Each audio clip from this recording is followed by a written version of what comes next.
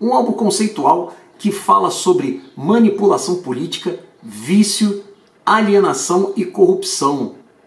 Temas que são bastante atuais nos dias de hoje. Eu estou falando desse álbum aqui, ó, Queensryche Operation Mindcrime, que teve esse relançamento em álbum duplo em 2021, que a gente vai ver hoje aqui no canal. Roda a vinheta. Operation Mindcrime, o terceiro álbum da banda Queensryche. Terceiro álbum porque o primeiro nada mais é do que um EP, não é? Então muita gente considera mais como um EP do que um LP. Mas se a gente for contar com esse EP, seria o quarto álbum da banda, né? Que foi lançado em maio de 88. Um álbum conceitual que alguns consideram até como sendo uma ópera rock. Eu prefiro chamar esse álbum de conceitual do que ópera rock. Ópera rock faz lembrar aqueles álbuns do final dos anos 60, dos anos 70, né? Como ali o Quadrophenia do The Who, ou até mesmo Tommy do The Who, The Dark Side of the Moon. Mas eu considero esse álbum um álbum conceitual muito bom, um álbum que marcou assim o mundo do heavy metal. Ele também é um álbum influente assim para várias outras bandas que vieram depois e que foi uma ideia genial que Geoff Tate teve. Ele teve essa ideia de compor esse álbum quando ele se mudou para a cidade de Montreal, no Canadá. Lá no Canadá ele começou a fazer amizade com alguns amigos, e esses amigos eles eram nada mais nada menos do que membros de um grupo separatista militante de Quebec, que tinham até inclusive participado de alguns bombardeios, de alguns atos terroristas. Então ele, com esses amigos, ele tinha ali algumas conversas que ele foi buscando ali e tal. Então algumas coisas que ele conseguia pescar dessas conversas, ele foi tendo essa ideia, e junto com isso ele resolveu inserir algumas memórias que ele teve de alguns amigos que tinham sido abandonados por conta do uso excessivo de entorpecentes. E então tudo isso gerou a história, o contexto desse álbum, né, em torno de um personagem chamado Nick. Nick nada mais é do que um viciado em drogas que estava desiludido com a sociedade e que resolveu entrar para uma organização para assassinar líderes políticos. Então isso era a história do Operation Mindcrime. Essa história no início não foi muito aceita pela banda. O único que realmente resolveu levar adiante essa ideia do Geoff Tate foi o guitarrista Chris DeGarmo. E depois, com isso, os dois integrantes foram tentando convencer os outros três e conseguiram fazer esse álbum que durou quase 2 anos para ser concebido, por assim dizer, né? Anos mais tarde, em 2006, eles fizeram uma continuação, Operation Mindcrime 2, mas aí a banda já tinha mudado completamente, Chris DeGarmo já não estava mais na banda. Eu particularmente não acho o Operation Mindcrime 2 um álbum brilhante. Se o Operation Mindcrime 1, esse original de 88, eu acho assim esplêndido, um álbum que, se você não conhece, precisa conhecer, porque é um álbum perfeito, nota 10 do início ao fim.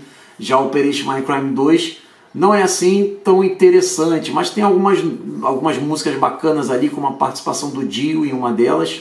Mas o Operation Mindcrime 2 serve para a gente descobrir como que alguns detalhes da história do Operation Mindcrime 1 se desenvolveu. Esse álbum teve vários singles, inclusive os 2 últimos singles deles fez com que a carreira deles se alavancasse nos Estados Unidos, que foi o caso do Eyes of Strange e I Don't Believe in Love.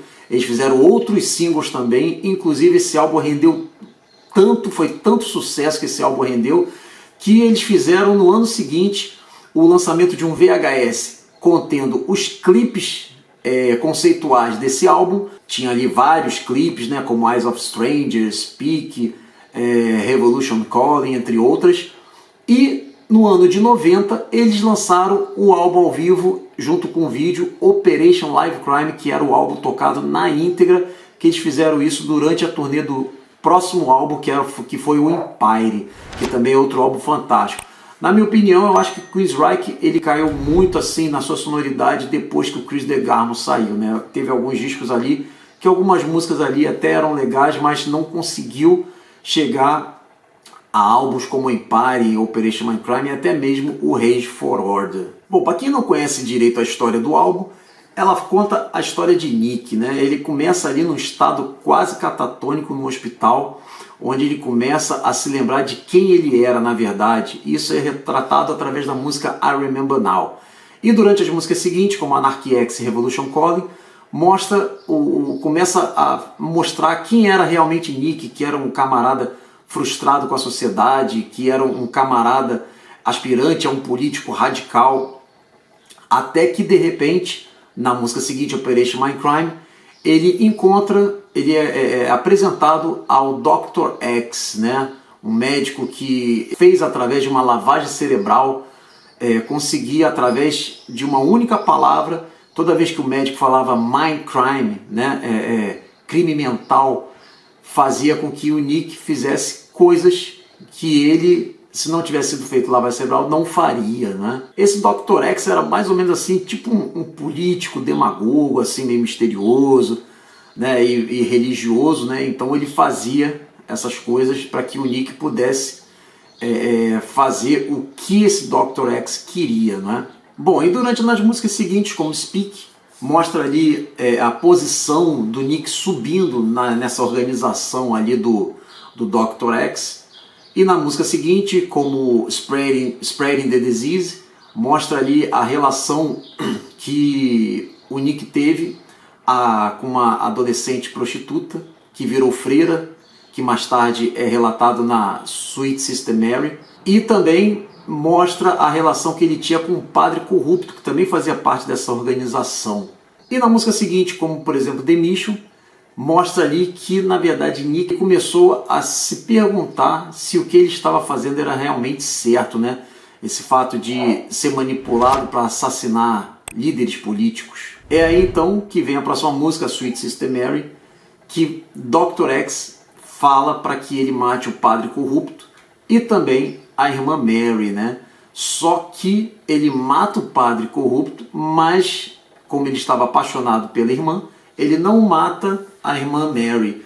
E com isso, na música seguinte, The Needle Lies, quando o Dr. X percebe que ele não matou a freira, resolve colocar ele de volta ao mundo que ele vivia, né? Aquele mundo cercado de drogas, né? Que aí é o caso da faixa The Needle Lies. No desenrolar da história, vem a próxima música, que é Electric Hacking, que conta o momento em que Nick encontra a freira, né, a irmã Mary, morta. Não fica muito bem explícito o que foi que aconteceu com ela no Operation Mindcrime 1, né? Anos mais tarde, quando eles lançaram o DVD Mindcrime at the Moor, que tem os dois Operation Mindcrime 1 e 2 na íntegra, ali é contada a história do que aconteceu com a irmã Mary, que ela, na verdade, tirou a própria vida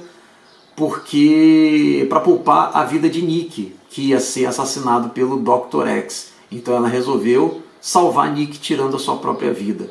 E aí vem a faixa seguinte, Break the Silence, que mostra exatamente como Nick ficou perturbado, gritando o nome de Mary, né? Implorando pela vida dela, por assim dizer, né? E aí então, que na música seguinte é Don't Believe in Love, né? A polícia encontra com ele uma arma que aí tenta fazer assim, uma ligação de que foi ele que tinha matado a irmã Mary e prendem ele. E nas músicas seguintes, né? No caso da Waiting for 22 e a Empty Room, mostra assim, as memórias que ele teve da irmã Mary com ele e tudo mais. E a última faixa, Eyes of Stranger, mostra ele já num hospital psiquiátrico, meio que tipo assim, incapaz de reconhecer o que ele fez, né? Praticamente perdendo toda a sua memória, que o remete à faixa inicial. É uma história bem bacana. Se você pegar assim as letras das músicas e ler bem detalhadamente, você vai perceber toda essa história, né, que eu contei aqui meio resumidamente para vocês, e que é fantástico todo esse conceito desse álbum, né? E as músicas assim maravilhosas. Vamos ver o interior desse álbum agora? Bom, então aqui está o nosso Operation Mindcrime do Queensryche nesse relançamento de 2021, nesse álbum duplo. Como vocês podem ver aqui, ó, infelizmente é o ponto negativo que eu vi desse relançamento, né? Eles colocaram os dois álbuns numa única abertura, né? Eu não gosto muito disso, até porque depois de tanto tempo vai esgarçando aqui a nossa capa, né? Bom, aqui nós temos a contracapa do álbum. Se vocês perceberem, é bem parecido com a contracapa do álbum original. A única diferença realmente é que foi dividida em 4 lados, né? Até porque na época o disco tinha sido lançado como simples e o lado 2 tinha praticamente um pouco mais de 30 minutos, danificando um pouco o áudio do vinil, né? E dessa vez que eles fizeram como duplo, ficou com áudio muito melhor essa remasterização. Não sei se vocês conseguem enxergar aqui, mas aqui está, ó, dizendo a remasterização de 2021. Bom, começando aqui, nós temos, nesse primeiro disco, nós temos uma foto da banda, com todos os 5 integrantes: Guelph Tate, Scott Rockenfield, Chris DeGarmo, Mike Hilton e o nosso Ed Jackson, né? Então estão todos aí, né? Aqui, como vocês podem ver, é a ficha técnica, e aqui do outro lado nós temos as letras de todas as músicas, né?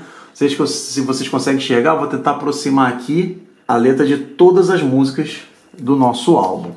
Vamos dar uma olhadinha no nosso label, no nosso selo. Então aqui está, ó, o lado 1, I Remember Now, Anarchy X, Revolution Calling, Operation Mindcrime e Speak. No lado 2, nós já temos aqui as faixas Spreading the Disease, The Mission e Sweet Sister Mary. Então esse aqui é o nosso disco 1. O disco 2, ele vem com essa figura aqui, um pouco mais clara, uma figura um pouco mais clara, né?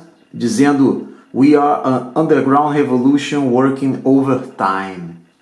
E aqui do outro lado, nós temos exatamente a letra da faixa I Remember Now, onde ele fala I remember now, I remember how it started, I can't remember yesterday, I just remember doing what they told me. Bom, vamos dar uma olhadinha aqui no label. Nós temos aqui no lado 3, como vocês podem perceber, começa com The Needle Lies, Electric Hacking e Breaking the Silence.